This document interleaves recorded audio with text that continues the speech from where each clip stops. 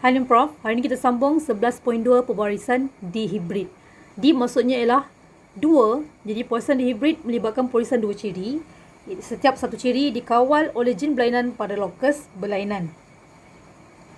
So, dekat sini ada bagi petunjuk. B besar alel dominan, biji benih bulat. B kecil alel resesif, biji benih berkedut.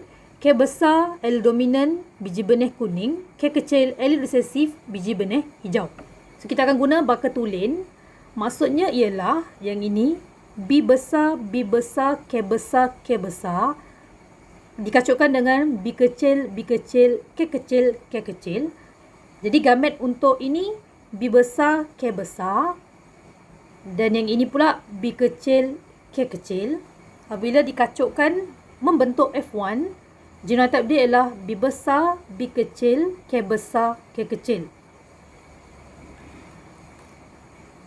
Kemudian kita akan kacukkan F1 dengan F1, iaitu B besar, B kecil, K besar, K kecil dikacukkan dengan B besar, B kecil, K besar, K kecil. Gamet yang terhasil ialah B besar, K besar, B besar, K kecil, B kecil, K besar dan juga B kecil, K kecil. Sama juga dengan F1 satu lagi. Gamet dia ialah B besar, K besar, B besar, K kecil, B kecil, K besar dan B kecil, K kecil.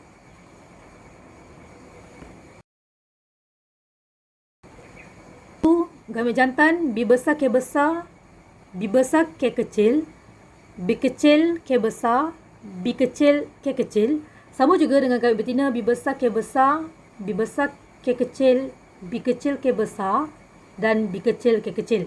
Kemudian kita akan buat kacukan. Kita akan buat sama huruf lah. Kita buat huruf yang sama. Lepas tu kita akan mulakan dengan alel dominan diikuti dengan alel resesif. Contohnya B besar, K besar dikacukkan dengan B besar, K besar. Kita akan dapat B besar, B besar, K besar, K besar. B besar, K besar dengan B besar, K kecil. Kita akan dapat B besar, B besar, K besar, K kecil. Kemudian B besar, K besar dikacukkan dengan B kecil, K besar. Kita dapat B besar, B kecil, K besar, K besar. Dan B besar, K besar dengan B kecil, K kecil. Kita dapat B besar, B kecil, K besar, K kecil. Kita teruskan sampai ada semua sekali 16 kebarangkalian. Kemudian kita akan tentukan fenotip yang terhasil. Ada 4 fenotip terhasil. Yang pertama bulat kuning, yang kedua bulat hijau, yang ketiga kedut kuning, yang keempat kedut hijau. Kita akan letak number. Contohnya biji bulat kuning letak nombor 1, biji bulat hijau letak nombor 2, biji kedut kuning letak nombor 3, biji kedut hijau letak nombor 4. Kita tengok dekat dalam yang square ni. Yang pertama biji bulat kuning. So yang ini kita letak nombor 1, nombor 1, nombor 1, 1, 1, 1, 1, 1, 1. So ada 9/16. Yang kedua biji bulat hijau. Nombor 2, nombor 2, nombor 2. So ada 3/16. Yang ketiga biji kedut kuning. 3, 3, 3. So ada 3/16. Dan kedut hijau ada 1. So 1/16.